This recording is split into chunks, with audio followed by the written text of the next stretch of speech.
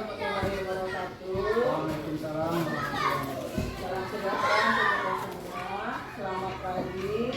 Saya ucapkan kepada Bapak dan Ibu guru pengajar SD 0241, di mana pada pagi hari ini kita berkumpul kemari dengan tujuan dalam rangka sosialisasi tentang aksi nyata untuk guru penggerak angkatan 7, di mana sekolah kita ini Pak Yani, Pak Muhammad Yani terpilih sebagai calon guru penggerak untuk angkatan 7 di Kota Binjai.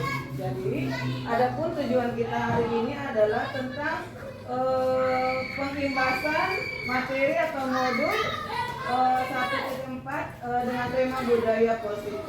Untuk selanjutnya akan dipaparkan oleh Pak Yani. Untuk Pak Yani saya persilahkan. Baik. Terima kasih pada Ibu moderator atas kesempatan yang diberikan. Selamat pagi Bapak Ibu hadirin semuanya.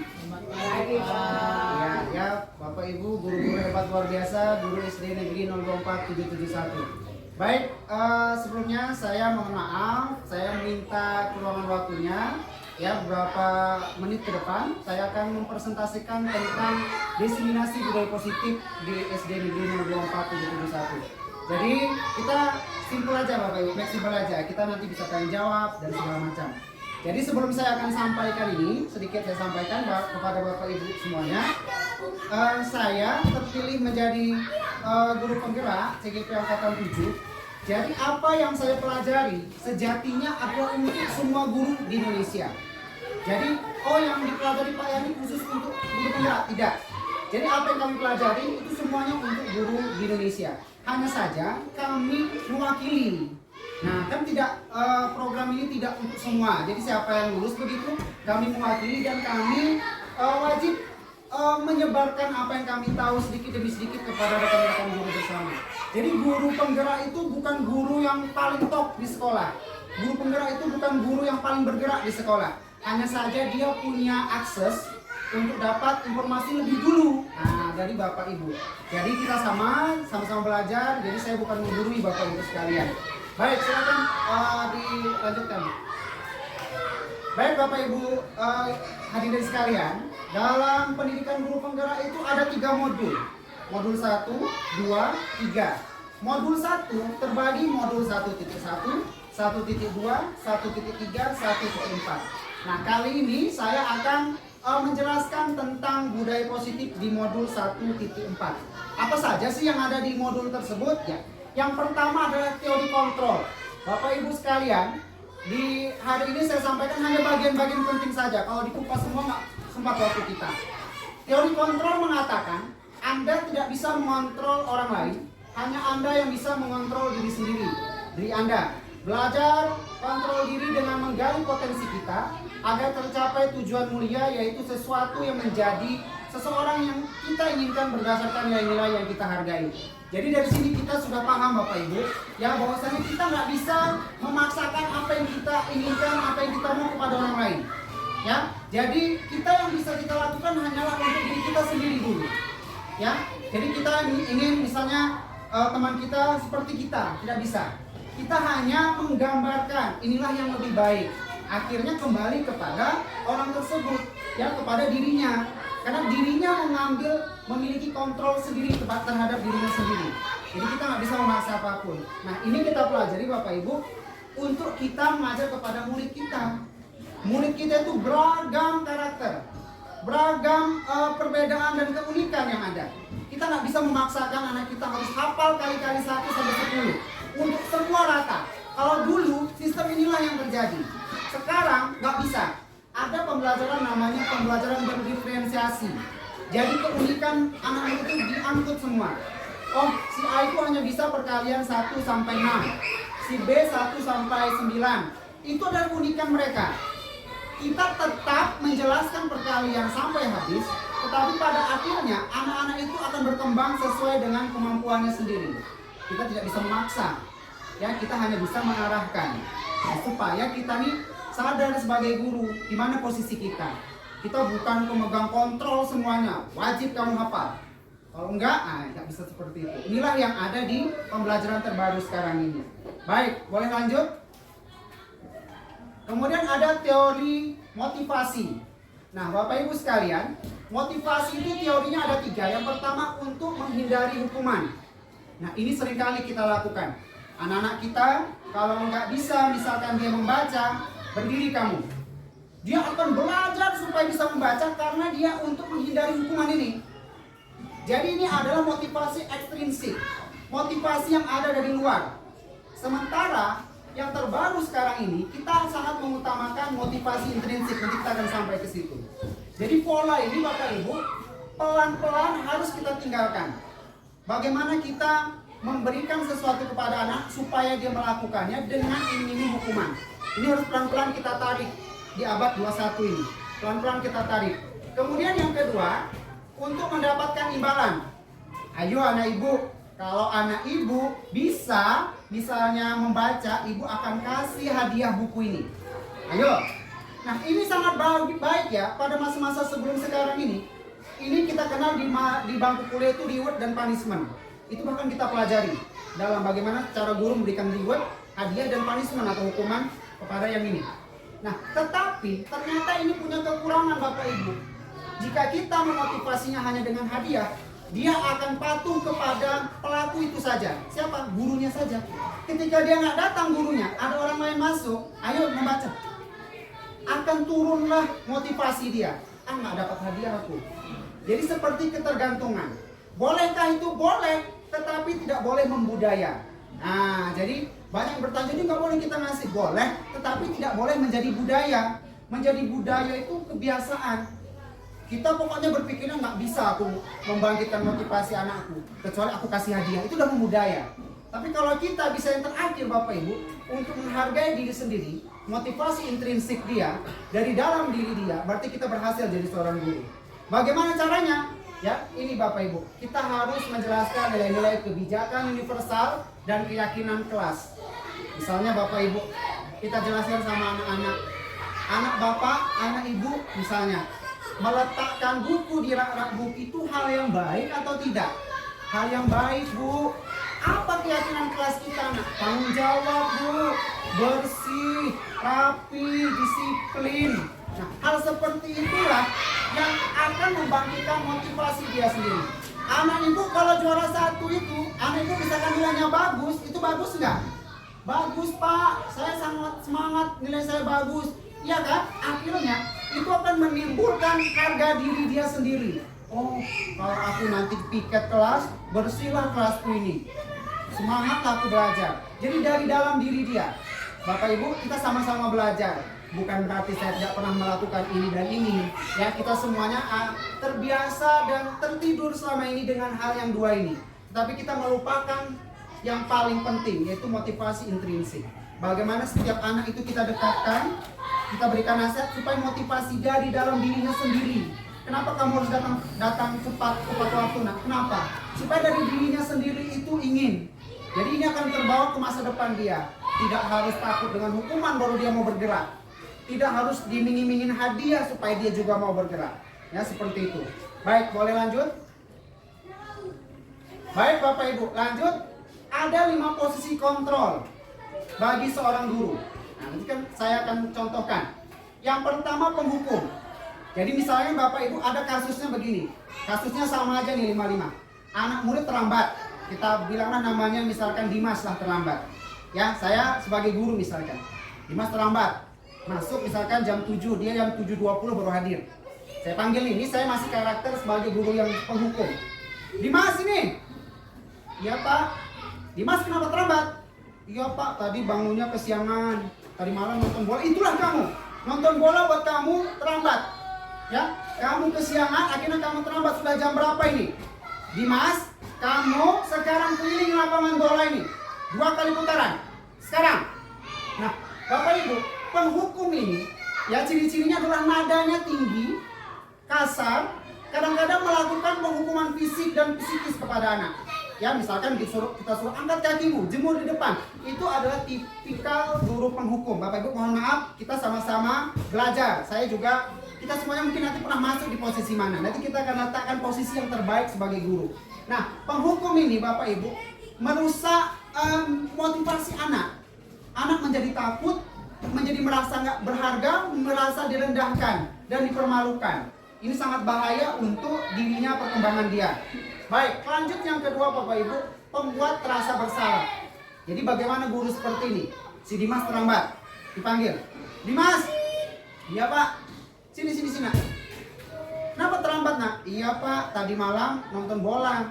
Jadi saya terlambat. Aduh Dimas, jangan kayak gini lagi nak. Gimana Bapak? Malu lah Bapak sama kepala sekolah nak. Mana Bapak tanggung jawabnya sama kepala sekolah nakku? Jangan terlambat. Aduh kayak mana ya? Bapak mau bilangnya ini sama kepala sekolah. Iyalah Pak, maaf lah Pak. Saya tadi nggak maunya saya terlambat. Tapi iya loh Dimas, tapi kayak gini kamu Bapak jadi malu sama guru-guru. Yang lain masuk, kamu murid Bapak terlambat. Aduh masuklah nah, jangan buat lagi ya. Gitu. Ini adalah tipikal guru sebagai pembuat terasa bersalah. Bapak Ibu hadirin sekalian, di sini nada guru sudah mulai turun. Dia tidak lagi marah, tidak juga dia membujuk. Dia sudah mulai turun nadanya. Tetapi Bapak Ibu, di sini Bapak Ibu ada suatu kekurangan nanti yang akan kita dapatkan kepada perkembangan anak kita.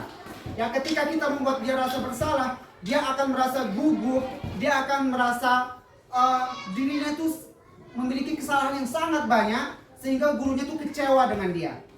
Ya, jadi dia besok mungkin saja dia datang cepat, tetapi yang ada dalam diri dia itu adalah rasa bersalah. Rasa bersalah itu bukan motivasi intrinsik Bapak Ibu. Ya, dia itu karena nggak mau melihat gurunya itu nanti dimarahin sama kepala sekolah, ditegur sama kepala sekolah.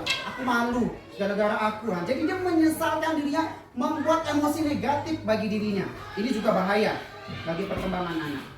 Kemudian Bapak Ibu yang ketiga, ini guru memposisikan diri sebagai posisi kontrol sebagai teman. Dimas, sini nak. Udah jam berapa nak? Jam 7.20 Bu. Terlambat nggak Dimas? Terlambat. Nah jangan terlambat lagi lah nak. Ya anakku sayang, karena pakai kata-kata sayang seperti itu. Jangan terlambat lagi nak. Bisa nggak?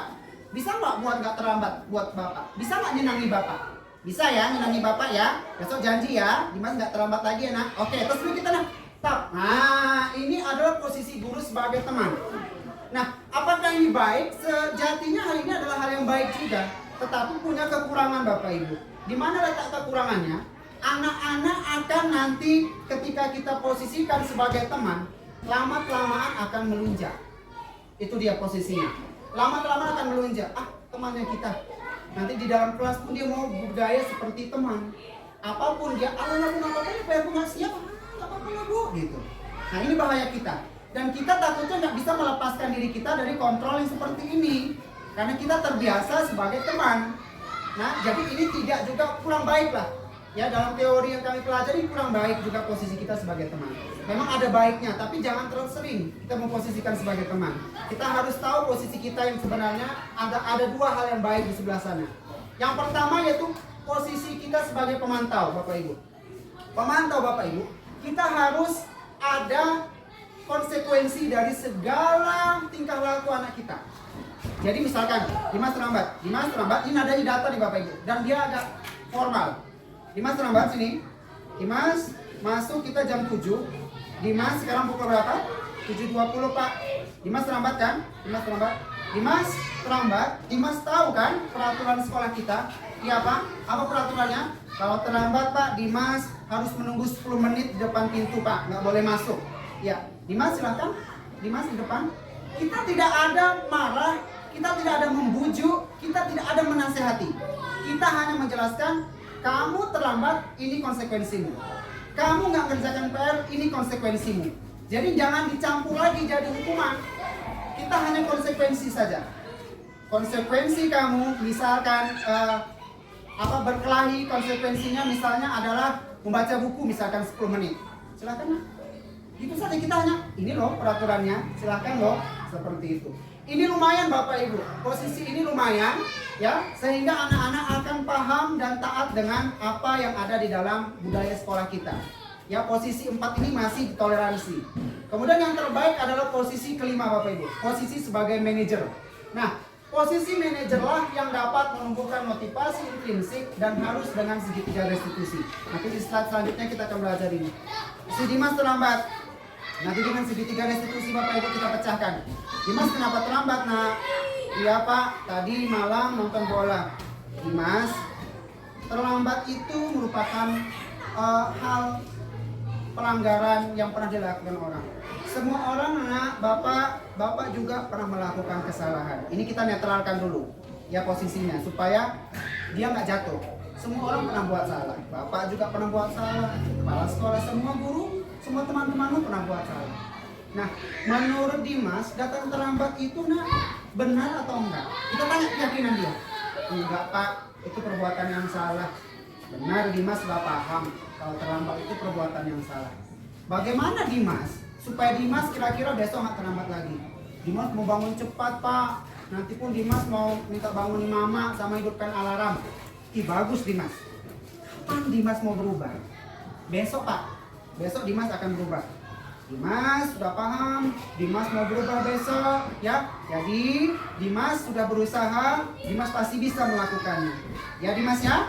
Sekarang Dimas boleh masuk ya nak. Misalkan seperti itulah kurang lebih. Kalau kita pakai yang manajer. Ya, jadi anak-anak akan bangkit motivasi dia karena kita tidak ada memponis dia, kita tidak ada menyalahkan dia, tetapi kita anggap dulu semua sama, pernah melakukan kesalahan, kita bangkitkan motivasi dia, kita cari solusi dari dia sendiri. Apa yang mau dia buat supaya dia nggak terlambat? Nggak kita tawarkan, dia mencari sendiri. Oh, mama saya Pak alarm ada di rumah, dia mencari solusi sendiri. Inilah yang posisi terbaik sebagai seorang guru. Baik lanjut, Bu Kali. Baik lanjut Bapak Ibu, segitiga restitusi ya adalah proses menciptakan kondisi bagi murid untuk memperbaiki kesalahannya sehingga karakter mereka lebih kuat ketika kembali pada kelompoknya. Yang pertama Bapak Ibu, validasi tindakan yang salah. Kalau dulu ya, menstabilkan identitas seperti tadi kita bilang kita semuanya pernah melakukan kesalahan. Baru validasi tindakan yang salah. Apakah benar? Apakah salah terlambat itu? Nah, kemudian menanyakan keyakinannya. Nah, baru kita tanyakan keyakinannya. Keyakinan apa yang kamu dapatkan kalau kamu terlambat? Misalkan dikatakan dia saya nggak disiplin, begitu. Pokoknya dia yang mencari solusi. Ya lanjut, boleh Bu Kori. Ya selanjutnya Bapak Ibu, ini dia menstabilkan identitas. Guru itu berkata hal-hal yang kurang lebih seperti ini. Berbuat salah itu hal yang manusiawi. Tidak ada manusia yang sempurna. Bapak Ibu juga bisa buat salah. Kita pasti bisa menyelesaikan permasalahan ini nak. Bapak Ibu tidak tertarik untuk mencari tahu siapa yang benar, siapa yang salah. Kalau anak kita berkelahi, nggak perlu kita tanya siapa yang mulai. Tidak perlu di sini. Ya, lebih tertarik untuk menyelesaikan masalah. Jadi ada yang berkelahi, ibu nggak peduli siapa yang benar, siapa yang salah. Ibu cuma mau menyelesaikan masalah ini. Nah, seperti itulah posisinya. Nggak perlu ditanya lagi dari mana. Kamu kan duluan terus ya? Ini nggak habis-habis. Nah, seperti itulah teori ini berkata. Ya lanjut. Nah, kemudian kalau posisi kedua yaitu validasi. Kamu bisa saja kan melakukan hal yang lebih buruk, tapi kamu tidak melakukannya kan? Nah, kamu pasti punya alasan. Kenapa kamu melakukannya? Apa yang penting bagi kamu? Kamu boleh tetap berusaha menjaga sikap itu, tapi tambahkan sikap yang lain yang baru. Bahkan kamu belajar cara lain untuk mendapatkan yang kamu butuhkan tanpa harus memukul misalnya. Seperti ini kurang lebih. Ya, validasi kebutuhan dia. Baru yang terakhir Bapak Ibu, silakan Pak Bukhari. Ya, menanyakan keyakinan. Apa nilai yang kita percaya di kelas terkait terlambat tadi nak? Oh, nilainya adalah disiplin Bu, kebersamaan, kalau datangnya jam segini semuanya sama. Itu keyakinan kelas seperti itu kita tanyakan. Oke lanjut Pak Bukhari. Nah kemudian Bapak Ibu, apa sih bedanya hukuman dengan konsekuensi yang tadi? Ini dia Bapak Ibu, coba Bapak Ibu boleh pikirkan sekarang atau kita jawab sama-sama Bapak Ibu. Boleh jawabannya berbeda ya Bapak Ibu. Mencatat 100 kali di dalam buku kalimat saya tidak akan terlambat lagi karena terlambat ke sekolah. Bapak Ibu itu hukuman atau konsekuensi? Gak apa-apa kalau kita salah Bapak Ibu. Hukuman, mungkin ada yang konsekuensi. Hukuman. Baik. Lari mengelilingi lapangan basket 2 kali karena terlambat hadir di sekolah. Hukuman. Murid diminta untuk push up 15 kali karena tidak menggunakan masker ke sekolah. Hukuman. Menggantikan kertas tugas teman yang telah dicoret-coret. Hukuman. Membersihkan tumpahan air di meja tulis karena tersenggol pada saat belajar. Konsekuensi. Murid disuruh untuk mengenakan sepatu seharian di sekolah karena tidak mengenakan sepatu hitam. Lari mengelilingi lapangan basket 2 kali karena terlambat 10 menit untuk pelajaran PJOK. Hukuman, silakan Pak Bukhari, kita lihat jawabannya. Ya, balik kan Pak? Ini dia. Yang pertama hukuman, yang kedua hukuman, yang ketiga hukuman, yang keempat konsekuensi, yang kelima konsekuensi, yang keenam hukuman, dan terakhir kenapa Pak? Lari mengelilingi lapangan basket 2 kali dan terlambat 10 menit untuk pelajaran PJOK. Dalam pelajaran PJOK hal itu masih dikatakan konsekuensi karena fisik, hal yang biasa, kecuali dalam pelajaran lain Bapak Ibu. Nah, jadi intinya Bapak Ibu, bedanya hukuman dengan konsekuensi. Hukuman itu biasanya fisik dan lebih berat. Konsekuensi biasanya lebih ringan dan tidak memberatkan siswa. Seperti ini tadi, menggantikan kertas tugas teman yang telah dicoret-coret. Kamu gantikan anak, itu konsekuensinya, bukan hukumannya. Kalau hukumannya mungkin kita taruh dia berdiri di depan kelas. Baik Bapak Ibu, lanjut karena waktu kita juga. Silakan Pak Bukhari. Baik Bapak Ibu, ini dia perbedaan hukuman dan konsekuensi. Hukuman sesuatu menyakitkan, sedangkan konsekuensi sesuatu harus terjadi karena sesuai kesepakatan. Ya, membuat anak sakit. Sementara konsekuensi membuat anak merasa tidak nyaman dalam jangka waktu pendek saja. Karena selesai itu selesai konsekuensi dia. Anak membenci kedisiplinan karena dihukum. Sedangkan di sana anak menghargai disiplin. Ya, karena sudah kebersamaan ya. Paksaan, di sana stimulus tanggapan. Mendorong anak menyakiti diri sendiri, mendorong anak agar mudah menyesuaikan diri. Ya, konsep diri yang buruk, konsep diri yang baik. Anak belajar untuk menyembunyikan kesalahan. Ya pasti banyak yang takut. Ya di sana anak belajar untuk mematuhi peraturan. Marah, rasa bersalah, dipermalukan, merasa tak dihargai. Kehilangan hak, dibuat tidak nyaman, diasingkan untuk sementara saja. Ya, Bapak Ibu, hanya untuk sementara. Karena sejatinya konsekuensi itu sudah kesepakatan. Inilah yang harus kita ada di sekolah kita. Ya, bagaimana sekolah kita membuat rangkaian konsekuensi atas pelanggaran yang ada. Jadi tidak beraneka ragam guru itu mengartikan hukuman di dalam kelas masing-masing. Misalkan yang terlambat, dia buat ini. Ada yang terlambat, dia buat. Seharusnya sekolah kita yang baik ini, ya kita buat budaya, terlambat, apa konsekuensinya? Misalkan menyiram bunga, udah itu aja, di kelas nggak ada lagi hukuman. Ya, konsekuensinya semua sama. Sudah kesepakatan. Ya, atau untuk kelas kita masing-masing boleh juga. Misalnya, permisi ke dalam kelas lama kali. Kita ngapain? Apa konsekuensinya? Kita sama-sama anak-anak lah kita ceritakan konsekuensinya ya nak. Kalau anak buang sampah nampak temannya, konsekuensinya ambil buang dalam tong sampah, cuci tangan, masuk, misalkan seperti itu. Dan kita sepakati, nggak boleh dari kita. Tiba-tiba kita bilang konsekuensi dari kita nak. Dari kita Bapak Ibu, bukan kita tawarkan. Ya, boleh lanjut Pak Bukhari. Baik Bapak Ibu, lanjut kepada ini dia. Ya, supaya budaya positif itu berjalan, yang pertama peraturan kelas. Setiap kelas punya peraturan sendiri. Atau wali atau Bapak Ibu bidang studi juga punya peraturan masing-masing di dalam pelajarannya. Kemudian itu akan naik kepada keyakinan kelas. Yang keyakinan kelas untuk peraturan ini apa keyakinannya? Kemudian akan membuat lingkungan menjadi positif dan akhirnya akan membudaya di sekolah kita menjadi budaya yang positif, membangun sekolah kita. Ya, lanjut para Pak Bukhari. Baik Bapak Ibu, kita lanjut. Nah, ini dia. Beda peraturan dengan keyakinan kelas. Misal, selalu kembalikan buku ke tempatnya. Itu keyakinan kelasnya adalah tanggung jawab. Dilarang mengganggu orang lain. Keyakinan kelasnya adalah menghormati orang lain. Jadi anak tahu tuh, misalkan dilarang menggunakan narkoba. Itu keyakinannya adalah tentang kesehatan. Pergantian atau menunggu giliran. Antri kita bilang. Menghormati orang lain, bersabar. Jadi nilai-nilai itulah yang kita ambil setiap pelanggaran yang ada. Supaya anak-anak cinta akan nilai. Cinta akan sesuatu kebenaran.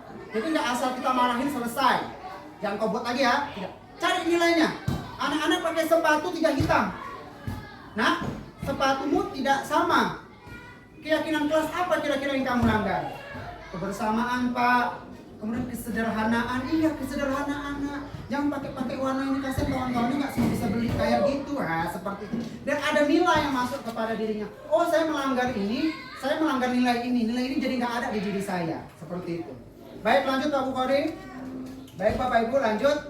Nah, ini sepertinya slide terakhir Bapak Ibu. Ya, ini dari Bapak Ki Hajar Dewantara mengatakan merdeka itu artinya tidak hanya terlepas dari perintah akan tetapi juga cakap buat memerintah diri sendiri. Nah, jadi Bapak Ibu, ini adalah Bapak Ki Hajar Dewantara. Sekarang ini Bapak Ibu dalam guru penggerak, kemudian dalam kurikulum merdeka, Bapak ini disebut beratus-ratus kali.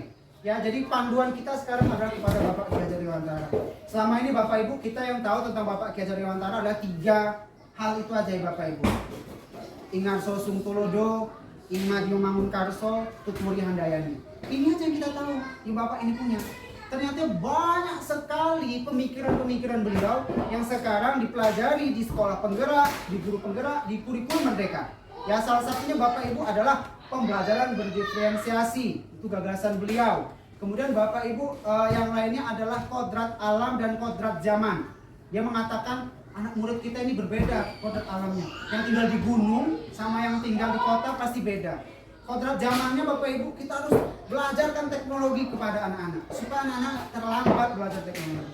Jadi banyak sekali pemikiran dari Bapak Ki Hajar Dewantara. Dan satu yang paling kita bilang viral Bapak Ibu sampai terjadi perdebatan adalah mengabdi kepada murid. Bapak Ibu, saya sebagai guru biasa sebelum menjadi guru penggerak, saya juga protes dengan kalimat yang disampaikan oleh Bapak Ki Hajar Dewantara yang diadopsi oleh Bapak Menteri kita dan sekarang sudah resmi kalimat itu. Guru harus mengabdi kepada murid.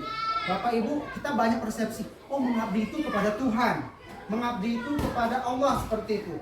Ternyata yang dimaksud oleh Bapak Ki Hajar Dewantara, mengabdi kepada murid adalah guru adalah pelayan bagi murid. Jadi kita ini adalah melayani murid kita, bukan kita yang mengatur mereka, tetapi kita menuntun anak kita. Kalau menuntun itu posisinya kita rangkul anak itu, kita tuntun dia sampai dia selamat kepada tujuan dia. Jadi itulah pengertian mengabdi kepada murid. Kalau Bapak Ibu masih pro kontra dengan pendapat itu, tapi Bapak Ibu harus tahu kalimat itu sudah resmi dan nggak bisa kita komentarin lagi. Jadi yang disampaikan oleh mengabdi kepada murid itu seperti itu. Kita menuntun anak, ya, bukan mengabdi dalam tanda kutip Bapak Ibu kepada Tuhan. Jadi kita ini kepada anak kita. Ternyata Bapak Ibu, saya pernah belajar kisahnya Bapak Ki Hajar Dewantara kenapa sampai sayang sekali dia membangun taman siswa, kemudian dia merangkul anak-anak taman siswa itu. Bagaimana guru-guru itu harus melayani kebutuhan murid. Ternyata punya masa lalu yang agak kelam Bapak ini. Waktu dia tinggal kalau nggak salah di luar negeri Bapak Ibu, Eropa mungkin waktu itu, dia punya anak, dia bawa anak. Waktu itu musim salju. Jadi dia sibuk mengerjakan tugas. Kemudian anaknya ini melakukan suatu kesalahan, dia salah anak kecil, Bapak Ibu. Mungkin masih bisa berjalan atau seperti itulah. Kemudian dihukum dia, ditaruhnya di luar anak itu. Dia sibuk lagi mengerjakan tugas. Ternyata cuaca apa tadi di luar tadi salju. Teringat dia, langsung lari dia. Lari dia setengah mati ngejar anaknya tadi. Anaknya sudah menggigil Bapak Ibu, bayangkan bagaimana dinginnya. Dan sudah terserang penyakit apalah namanya. Jadi anaknya itu nggak bisa mandiri sampai dewasa. Dari situlah dia mengabdi kepada anaknya tadi, melayani anaknya, karena anaknya sudah tidak bisa akibat dia tadi. Makanya dia bangun sekolah taman siswa Bapak Ibu sampai segitunya. Dia pemikirannya untuk anak-anak, karena dia merasa bersalah atas kelakuan yang dibuat dia. Nah, jadi begitulah sejarah singkat dari Bapak Ki Hajar Dewantara ini. Dia menyesal dengan perbuatan dia kepada anaknya. Ya Bapak Ibu, akhirnya habis. Ya, mungkin Bapak Ibu sekian dari saya. Tapi selanjutnya Bapak Ibu kita boleh diskusi bareng ya, karena masih ada waktu kita juga. Jadi saya kembalikan kepada Ibu moderator, Ibu Putri. Terima kasih. Terima kasih Pak Yani. Sangat menarik ya pembahasan kita hari ini tentang budaya positif. Termasuk saya Pak, saya tertarik tuh Pak kata yang terakhir Pak, mengabdi pada murid ya. Karena jangan sampai kita salah malpraktek Bapak Ibu. Malpraktek. Kalau segi kedokteran mungkin malpraktek kita bisa lihat akibatnya. Tapi kalau kita Bapak Ibu, kalau kita melakukan malpraktek pada anak kita, kerusakan seumur hidup. Betul. Jadi marilah sama-sama, saya tertarik dengan mungkin sekarang istilahnya malpraktek oleh istilah saya Pak, karena kemarin waktu di pelatihan begitu ceritanya. Ya, saya berharap kita semua tidak begitu. Mungkin teman-teman ada yang ingin berkomentar atau apa? Ya, diskusi, cerita. Silakan Bapak Ibu.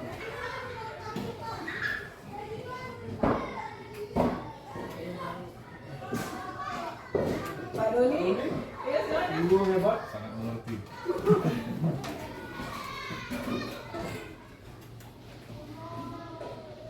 Jadi ada yang sharing juga. Mau sharing sedikit aja. Ah. Masih apa pertama apa tadi loh? Mengabdi itu memang benar-benar loh. Saya ralat Bu Sidi, menghamba ya, menghamba. Saya benar, menghamba. Mengabdi. Menghamba, bukan mengabdi. Menghamba pada mulut. Itu kalimatnya. Tadi mengabdi. Pak. Ya. Oh. Ya tadi di situ ada kalimatnya. Enggak ada kalimatnya. Mengabdi. Ada Ada kalimat. mengabdi kan? Bapak yang ngomong itu apa bacaannya tadi ya? Kalimatnya enggak ada kayaknya. Nggak ada. Nah, saya tadi salah Tulisannya ya. menghamba. Oh, Saya menghamba Nah, istilahnya yang benar iya. ya Pak ya? Begitu. Jadi ya kalau setuju sekali dengan kata-kata itu gitu. Karena kita seapanya guru ini jangan sampai terjadilah ya. Mudah-mudahan untuk diri saya sendiri takut sekali gitu. Kadang-kadang tanpa kita sadari, kita emosi, kita cubit, rupanya itu membuat seumur hidup dia itu apa? Rupanya di rumah kan bukan orang tipe kalian dicubit kan? Tuh, kadang-kadang saya tuh ada kadang-kadang seperti itu. Tapi itulah belajar dan belajar. Kalau dari saya ya. Iya. Kemudian tadi tertarik juga tadi tentang apa tadi ya, hukuman tadi ya yang teman. Oh, posisi 5 posisi kontrol. Posisi yang kedua. Kalau saya ya ditanya ya, ini 3, 4, 5 ini saya gabung nih Pak. Saya gabung nih kadang-kadang nih 3, 4, 5 ini. Kadang saya sebagai teman, kadang saya sebagai pemantau, kadang saya sebagai manajer. Ya kalau ada kekurangan yang begitu belajar lagi. Iya, belajar lagi sama-sama. Membuka dia kan membuka kembali. Iya, jadi mengerti saya Pak. Selama ini kan saya lakukan, tapi saya nggak tahu di mana kelompok saya. Kalau ini, saya selama ini sebagai teman rupanya. Saya sebagai pemantau, mungkin posisi orang tua lah di sekolah. Mungkin selama saya si manajer lah. Ternyata setelah mengetahui ini, udah bisa lah ambil sedikit ilmu, posisi kita ya. Tapi ternyata yang terbaik yang manajer. Manajer. Dari kasih Pak. Oh Pak, pasti kalau tahu ada. Pak Doni, Boros. Tuh, ini dia. Ada? Saya pas 1, 2, 3, 4, 5. Semua pernah melakukannya. Hanya kan kita sekarang pahami yang terbaik. Iya. Bapak nomor 2. Ibu rasa salah. Pak ini sedikit ya Pak. Iya, silakan, Bu. Awak mau tahu apa lupa atau salah apa saya penilaian saya ya itulah manusia Pak, tak selamanya mengingat apa yang dikatakan. Ini yang pemberi apa tadi Pak, posisi mana pun saya Oh, selalu itu. ingat. Pemberi Dia imbalan. tadi Pak. Yang imbalan Iya. tadi ya Bu. Dia. Oh, Oh iya. iya, kontrol pertama tadi tuh. Kedua pendidikan seleksi. Iya. Ah iya. Ya Bu, silakan Bu. Kita bukan menyalahkan siapa ya Pak, Ya, ya. cuman kan gara-gara apa yang memberi hadiah itu Pak, jadi anak-anak gimana gitu ya Pak, jadi Betul. hanya tertarik dengan itu karena pernah orang tua Pak yang bukan mengatakan siapa lah kita bilang ya Pak, kan gitu. Jadi itu yang diingat anak itu Pak, bu ini apa, nah, gara-gara sedikit hanya hadiah itu tadi Pak, jadi Ini Pak, bu sama yang ibu nggak enak. Kan udah dikatakan Bapak ini juga tadi, ternyata ini tidak apa efektif. Iya. Iya, maksudnya kan solusinya bagaimana Ya. gitu Baik. Pak. Baik, Bapak Ibu. Ya, Bapak Ibu, kita kembali ke kalimat kita nggak bisa mengontrol orang lain ya Bapak Ibu. Ya, jadi tapi kita sama-sama belajar. Baik Bapak Ibu, di kurikulum K13 sejatinya Bapak Ibu sistem ranking itu sudah tidak ada. Jadi Bapak Ibu mohon maaf, ya saya menyampaikan apa yang sesuai dengan pendidikan yang sebenarnya. Jadi kan kita kepada gurunya kembali ya. Jadi Bapak Ibu di kurikulum 13 saja sistem ranking sudah dihilangkan. Di kurikulum merdeka juga tidak boleh ada sistem ranking. Nah Bapak Ibu, kompetisi atau sistem ranking itu juga adalah suatu penghargaan atau suatu hadiah juga dengan sistem ranking Bapak Ibu. Nah lantas Bapak Ibu, bagaimana cara kita supaya meninggalkan hal-hal yang seperti itu? Yang pertama kita harus pahami dulu memang 3 hal ini Bapak Ibu. Ini tadi Bapak Ibu memang ada baiknya memberikan penghargaan, memberikan hadiah kepada anak-anak kita. Tetapi tadi dia hanya takluk kepada guru tersebut. Nah. bentar ya Pak. Ya. Maksud saya bukan Ya. pemberian dari dia dalam pembagian rapot. Ya. Keseharian aja Pak. Keseharian. dia Ya. itu. Jadi kan supaya ada itu Pak, apa sama bagaimana sama guru supaya diam atau bagaimana dikasih imbalan baik. itu Pak maksudnya. Ya. Apa menyalah atau bagaimana. Jadi itu dia Pak anak-anak sama sesuatu guru gitu Baik, Pak. Bapak Ibu. Ya. Jadi memang hadiah tadi kecil aja kadang kita bilang. Kita bawa pulpen ya kan. Nah, yang bisa Bapak kasih, misalkan gitu. Nanti kalau guru lainnya kan nggak asik kan gitu ceritanya ya kan Bapak Ibu. Nah Bapak Ibu, kalau kita di posisi guru yang kedua yang dikatakan tidak asik tadi Bapak Ibu, kita harus pertahankan dulu dengan motivasi intrinsik. Biar saja anak itu pasti pola pikirnya itu tadi itu akibat nggak bisa kita pungkiri itu akibat perlakuan sebelumnya atau perlakuan orang lain kepada dia, ya kan? Jadi kita harus tetap konsekuen dengan motivasi intrinsik. Bagaimana caranya Bapak Ibu? Bagaimana caranya? Misalnya tadi anak kita misalnya kalau dia mau ke depan kita kasih permen misalnya, itu biasa dia dapat seperti itu. Kepada kita selanjutnya anak ibu dia belum mau tuh, alah bu maju nanti nggak dapat apa-apa, nggak mau lah maju nanti nggak dapat permen kayak ibu ini biasanya sering bagi. Ya kita harus jelaskan dulu kepada anak-anak. Inilah kita tadi menjelaskan tadi memang nggak mudah Bapak Ibu. Proses itu nggak satu hari selesai. Mungkin di hari ini kita nggak didengar anak kita. Kita jelaskan dulu anak ibu semuanya. Anak ibu hadiah itu memang bagus buat anak ibu. Bukan ibu nggak mau kasih, tapi anak ibu mau melihat dulu bagaimana keberanian. Nah itulah Bapak Ibu. Sebenarnya Bapak Ibu sudah paham semuanya. Ibu Ros juga sudah paham. Jadi memang kita nggak bisa mengontrol orang lain. Kita hanya bisa mengontrol diri kita sendiri. Jadi bagaimana diri kita membangun diri kita percaya diri. Saya sanggup kok, motivasi intrinsik anak itu bisa saya naikkan. Saya harus sanggup. Bagaimana caranya? Kita pokoknya seorang guru bisa. Nah, jadi jangan kita udahlah terbiasa anak itu dengan hadiah nggak. Kita gurunya, kita punya gaya kita sendiri. Mudah-mudahan kita bisa. Terima kasih Bu. Memang kita punya prinsip, memang kita harus bisa, memang itu prinsipnya kan Kak. Nah, cuma karena pengaruh itu tadi karena kan sudah ada yang mencakapkan sama saya gitu Pak. Ibu ini baik, baiknya itu karena dengan hadiah tadi Pak. Itu kan Bu, karena belum belajar kita. Yang udah di sini ini udah belajar. Mudah-mudahan kita nggak gitu. Kasihan ya Bapak Ibu, guru-guru di atas kita ya. Misalnya maaf ya Bu, mungkin guru yang rendah nanti seperti itu, kami yang tinggi-tinggi nanti jadi imbas. Jadi Bapak Ibu kita udah belajar, kita kurangi. Tidak boleh membudaya, tetapi boleh memang masih, tapi nggak boleh membudaya. Itu sekali tuh. Membudaya itu kan udah cuma itu aja pikiran guru supaya menenangkan anak. Kasih hadiah diam, kasih hadiah diam, nah, kasih hadiah mau ke depan, kasih hadiah siap PR. Itu udah membudaya, nah, itu nggak boleh. Jadi kalau sudah membudaya itu nggak boleh. Kalau sesekali itu masih dibolehkan, nah, seperti itu. Ya kita udah belajar Bapak Ibu yang nggak dengar di sini ya. Mudah-mudahan nanti kita bisa berbagi lagi di luar, ya kan Bapak Ibu. Ya, silakan Bapak Ibu, mungkin ada lagi. Kasih. Ini terkait budaya positif nih. Jadi kita bisa membangun budaya positif di sekolah kita. Ada yang disampaikan. Ini kesempatan Pak. Mas, Benar, mana tahu ada kendala di kelas atau di lapangan atau apa. Ini kita buat kendala berbeda kesulitan daripada dengan anak-anak kita ini. nah.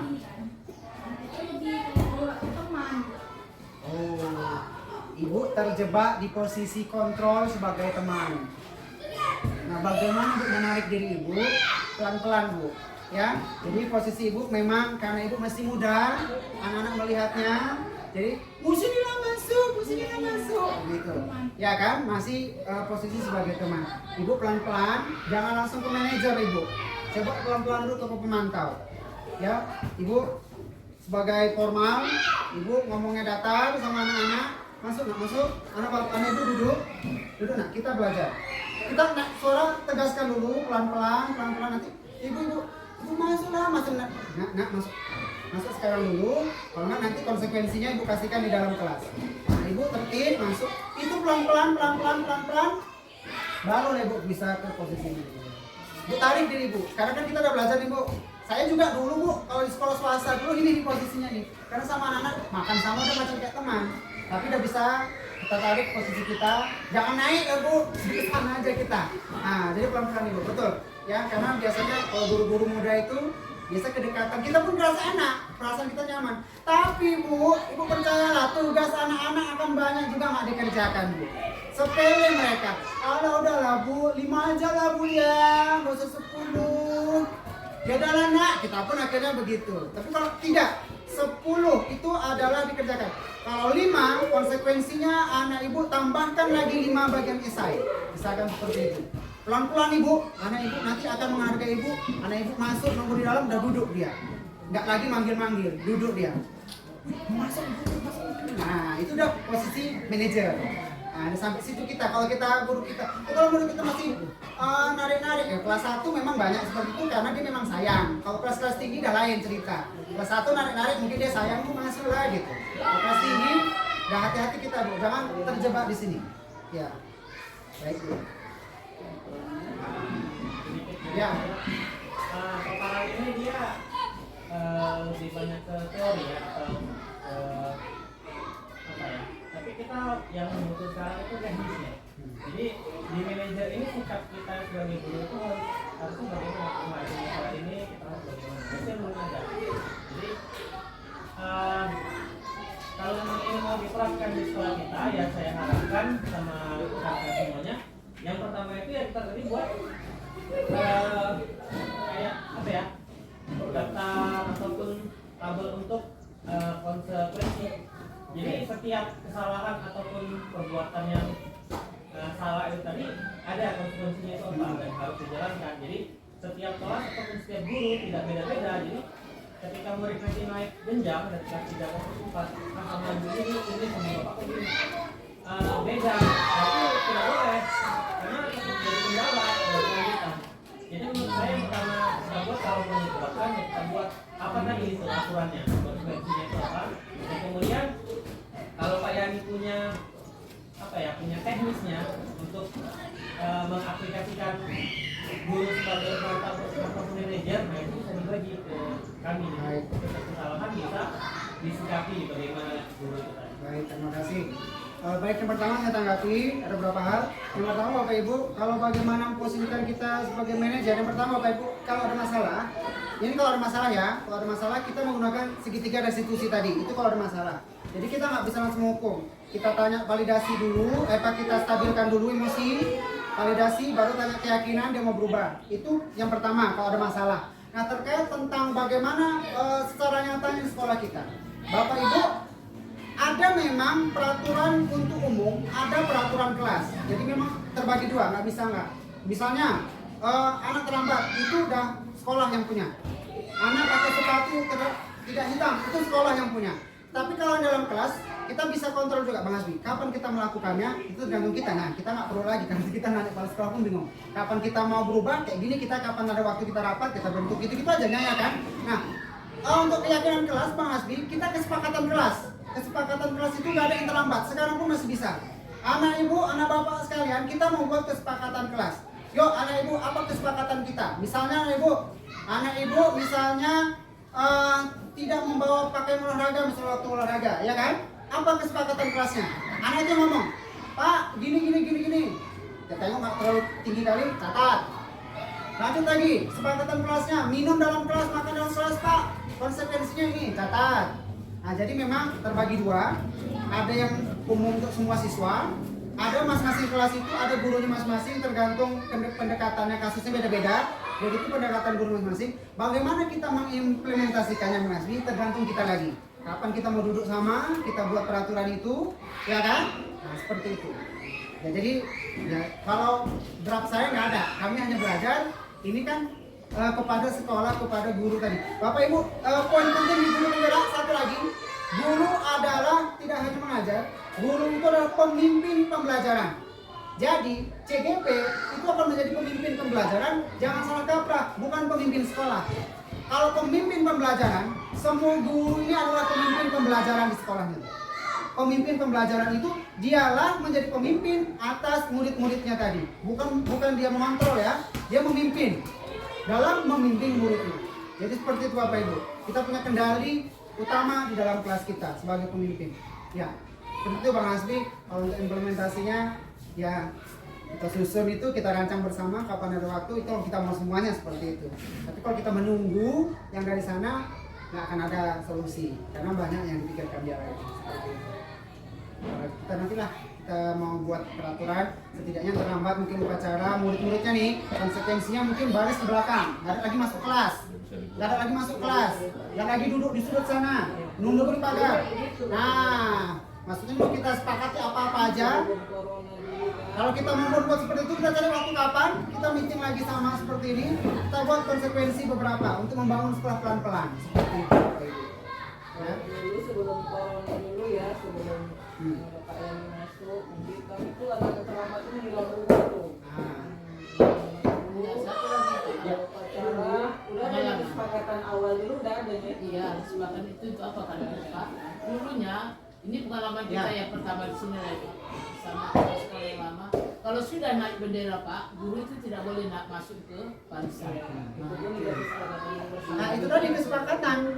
Apa yang mau Nggak kita ada, mungkin karena waktu berlalu Ya. agak-agak ya boleh lah. Nah, kapan ada waktu kita Kita lebih disiplin ya kan. ya memang kan kita nggak punya kendali powernya seperti beliau. Kita nggak bisa yang seperti ibu bilang tadi seperti itu nanti. Itu kita nggak punya power. Dan kesepakatan kita tetap tidak bulat karena ada beberapa yang tidak akan ikut dalam kesepakatan. Ya kan? Nah, jadi intinya kita ini ingin mau kita maju, Maju lah ya. sekolah kita mau berubah sedikit-sedikit dan ingat Bapak Ibu teori kontrol kita nggak perlu, kalau saya dulu masih belum paham, sekarang udah paham, saya nggak perlu lihat guru kelas 1 pulang jam berapa, saya nggak mau lihat lagi guru kelas 2 itu pulang jam berapa. Udah, itu memang kita nggak bisa mengontrol dia ya, kita nggak bisa mengontrol orang lain misalkan seperti itu. Jadi sekarang kita fokus ke diri kita aja, apa yang mau kita buat seperti itu. Memang berat, tapi itulah kita tadi, kalau kita mau berubah, mau membimbing anak-anak demi menghamba kepada murid kita tadi bahasanya, ya kita harus lihat diri kita saja, nggak bisa kita lihat orang lain lagi. Yuk sama-sama maju. Yuk, kalau ada kekurangan tuh wajar semuanya. Mungkin sementara ini pimpinan kelas dulu. Ya, kesepakatan kelas dulu kita buat, baru nanti kita naik pelan-pelan. Ya Bapak. Sebenarnya udah kita buat, cuman kalau mau kelompoknya kurang kali Iya. kalau bolos ya. Ya sekarang istilahnya sekarang istilahnya keyakinan. Keyakinan kelas. Yang ketiga. Ya. Peraturan kelas, keyakinan kelas, baru apa? Lingkungan positif, baru budaya Itu positif. dengan positif ke sekolah. Ya, baru membudaya. Nanti anak-anak mungkin nggak ada terlambat lagi udah jadi budaya. Anak-anak udah suka nyiram bunga, suka merawat tanaman udah jadi budaya. Iya. Anak-anak udah sopan santun, nggak ada yang ngomong kotor, udah jadi budaya. Nah, itu yang mau kita buat. Dulunya anak-anak seperti itu Pak, tanpa kita suruh dia udah tahu. Lap kaca dalam piket pulang sekolah, nyapu kelas itu udah tahu dia, nggak disuruh lagi tuh nyapu kaki. Pelan-pelan bisa kita tata. Dan kita juga pribadi masing-masing yang datang masih terlambat, pelan-pelan kita akan tata itu semuanya. Kita udah nengok anak-anak rapi, pasti kita udah mulai bangkit lagi. Itu kan kebiasaan-kebiasaan Iya. baik yang dipertahankan. Iya. Ya. Udah Kalau lah. saya pribadi Bu, saya pun jatuh kali Bu sejak Covid itu. Jatuh, saya semua curhat ke sekolah nggak dikasih ruang sama dia. Saya mau buat ini nggak dikasih ruang. Dan luar sekolah akhirnya ya dulu bagaimana saya di depan ini. Nah, tapi sekarang udah kita bahas masa lalu. Sekarang yang sekarang pelan-pelan aja bisa sama-sama. Seperti itu. Baik, sepertinya Bapak Ibu waktunya tinggal berapa menit. Silakan mereka kepada Bu. Bu Putri untuk menutup kegiatan kita. Baiklah, tidak ada lagi yang ingin disampaikan ya. Kita tutuplah kegiatan kita pada hari ini. Kita sudah mendengar paparan Pak Yani bersama-sama tadi tentang pengimbasan budaya positif ya, terutama di sekolah kita ini. Marilah kita bersama-sama memajukan sekolah kita ini dengan memperbaiki diri. Marilah kita sama-sama berpikir positif juga dengan melakukan budaya positif. Mungkin kalau istilah ini sekarang budaya positif ya, kalau sebelum-sebelumnya kebiasaan-kebiasaan baik. Nah, kalau itu saya lihat waktu online di jarak jauh itu, apa namanya? Seminar ya jarak jauh, kebiasaan-kebiasaan baik. Sekarang istilahnya budaya positif gitu. Yang mudah-mudahan kita semua nanti bisa melakukannya dalam kehidupan kita sehari-hari dengan langkah yang baik, niat yang baik. Kita mudah-mudahan mendapat berkah, mendapat nikmat, mendapat kesehatan, mendapat dari Tuhan, karena kita ibarat ini adalah berbuat apa istilahnya, mengalirkan ilmu kepada anak-anak kita sedekah jariah yang tidak putus-putusnya pahalanya. Begitu saja. Kemudian nanti setelah kita diberikan kesehatan dengan niat yang baik, kita sekolah yang baik, semangat yang baik, jadilah kita orang yang baik, semangat yang baik. Kita pun diberikan kesehatan, rezeki yang berkah di rumah kita masing-masing. Anak dan keluarga kita di rumah sehat-sehat. Mudah-mudahan begitu. Amin. Ya, terima kasih atas perhatian Bapak Ibu sekalian. Saya ucapkan terima kasih. Mudah-mudahan sukses untuk Pak Yani. Sebagai untuk calon guru penggerak di SD 71, kami ikut bangga dengan Bapak. Terima kasih. Sekian dan terima kasih. Assalamualaikum warahmatullahi wabarakatuh. Terima kasih. Kamera tuh.